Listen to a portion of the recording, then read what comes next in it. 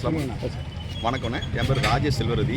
நான் தூத்துக்குடியில் தொழில் அலுவலராக செயல்பட்டு தூத்துக்குடி பட்டமருதூர் தரவைக்குளம் ஏரியாவை குறிப்பிட்டு இந்திய தொழில்துறை பிரச்சனை பண்ணிட்டு இருக்கோம்ண்ணே. அதில் குறிப்பிட்டு என்னோட ரிசர்ச் எதுனா 2023 மேலேருந்து ஆரம்பித்து ஒரு புக்கு போட்டு ஆரம்பித்து அந்த தரவுகளும் தான் அழிந்து போன கீழ்பட்ட நகரத்தில் document scientific documents record documents எடுத்து சப்மிட் பண்ணி கலெக்டர் மூலமாக ரெக்வஸ்ட் கொடுத்து பண்ணோம். பிரைமரி துறையும் கொண்டு போய் ஒரு மிகப்பெரிய பழைய நாகரிகம்னு அவங்க மூலமாக ப்ரொசீட் ஆகி இந்திய தொழில்துறை 2023 டிசம்பரில் வர்றாங்க. டிசம்பரில் பிரைமரி இன்ஸ்பெக்ஷன் ஆரம்பிக்கிறாங்க. ஒரு 3 கட்ட ஆய்வில் முடிச்சுட்டு 2024 மே மாதம் 22ஆம் தேதி ரிப்போர்ட் கொடுக்குறாங்க. ஒரு மிகப்பெரிய நாகரிகத்தில் உள்ள தொழிற்சாலைகள் மனுக்கள் அண்டர்வெண்ட் ஆயிருக்கு டீட்டெயில் கொடுக்குறாங்க. ஏரியா பெரிய ஏரியா, ஒரு 300 ஏக்கர் ஏரியா பெரிய ஏரியா இருக்கிறனால அட்வான்ஸ் டெக்னாலஜி யூஸ் பண்ணி சரி பண்ணி சொல்கிறேன்னு சொன்னாங்க. அதுக்கு ஒரு பரதர ப்ரொசீடிங் இல்லை. இதுக்கிடையில் போன இந்த நவம்பர் மாதம் 3ஆம் தேதி தமிழ் வட்டெழுத்து கல்வெட்டு ஒன்று கண்டுபிடிச்சோம். அங்கே பட்டமருதூர் ஊருக்கு தெற்க உள்ள பிள்ளையார் கோயிலில் கண்டுபிடிச்சோம். அது பழங்கால கோயில் ஆலயம், கல்மண்டபம் ஆலயம், பாண்டியரோட மீன் சின்னங்கள் எல்லாம் இருக்குது.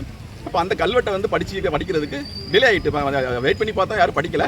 இப்போ நாங்களாவே புக்கு அகராதி வச்சு கைடை வச்சு படிச்சிட்டோம். படித்து பார்க்கும்போது அதில் உள்ள விஷயங்கள் பார்க்கும்போது அது அந்த ஐவர் பாண்டியருடைய அந்த அந்த கோஞ்சடை ஜீவசமாதி ஆகிருக்கிற சிவனோட பையனும் சேர்ந்து மகனும் சேர்ந்து அருள்பாலிக்கிற ஆலயங்கிறத குறிப்பிடுது. அப்போ அந்த கல்வெட்டு எடுத்த அந்த பிள்ளையார் கோயில் உள்ள அந்த சிவலிங்கம் பானத்தை எடுக்க முடியாத சிவலிங்கம், பானத்தை தனியாக பிரிக்க முடியாத அளவுக்கு டைட்டாக இருக்குது, மருந்து போட்டு பண்ணலை. அப்படிங்கும்போது ஒரு மிகப்பெரிய சதுராவடை உள்ள லிங்கங்கிறனால ஜீவசமாதி உள்ள இந்த கல்வெட்டும் சொல்லுது, அந்த லிங்கத்தோட அமைப்புன்னு சொல்லுது. அப்போ முதல்ல ஆரம்பத்தில் அங்கே நந்தி கிடையாது.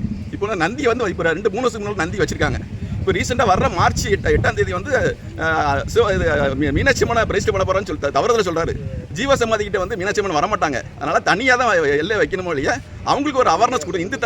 இந்து சமய அறநிலைத்துறை அதை ஜீவசமாதியாக உறுதிப்படுத்திக்கிட்டு மீனாட்சி அம்மனுக்கு தனியாக வெளியான பிரகாரம் வைக்கலாமோ இல்லையா, உள்பிரகாரத்தில் வைக்கக்கூடாதுங்கிற எங்களுக்கு தாழ்மையான கருத்து. அதுதான் இந்து முன்னணி மூலம் ஒரு கோரிக்கை வைக்கிறதுக்காக இருக்கிறோம். அப்போ இந்த கல்வெட்டு அடிப்படையில் பார்க்கும்போது இது கோஞ்சடைங்கிற வார்த்தை போடுது. கோச்சடையாங்கிற வார்த்தையில் ஐவர் உடைய கோஞ்சடைங்கிற வார்த்தை கல்வெட்டோட எழுத்து பார்க்கும்போது 8 to 10 காலத்தில் இருக்கனால 710 வரைக்கும் அந்த மன்னன் 670 710 வரைக்கும் அந்த பூமி ஆண்டு காலம் ரணதீரன் கோச்சடையாகும்.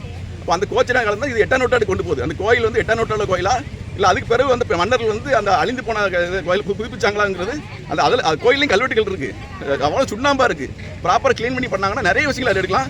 அந்த ஊருக்கு வடக்க ஒரு அம்பாள் கோயில் இருக்குது, கிழக்க பார்த்து நிற்கிறாங்க, பேர் வடக்கவாசி இல்லையம்ங்கிற பேரில் இருக்குது, தவறுதலாக இருக்குது. அப்போ அந்த அம்மனோட 2 கை ஷோல்டர் இல்லை, டேமேஜ் இது உடஞ்சிருக்கு. அப்போ அபிநயம் அப்படியே மதுரை மீனாட்சி அம்மன் கோயிலில் நந்திக்கு தென்புறம் உள்ள தூணில் உள்ள ஒரடி சிற்பம் மீனாட்சி அம்மனோட ரிப்ளிகாம்பாங்க, மறுபிரதிபலிப்பு உள்ள அம்பால பார்க்க முடியலன்னா வெளியே கும்பிட்டு போறாங்க ஒரு சிற்பம் இருக்கும். அந்த சிற்பத்தோட சாயல் அப்படியே ஒத்து போயிருக்கு.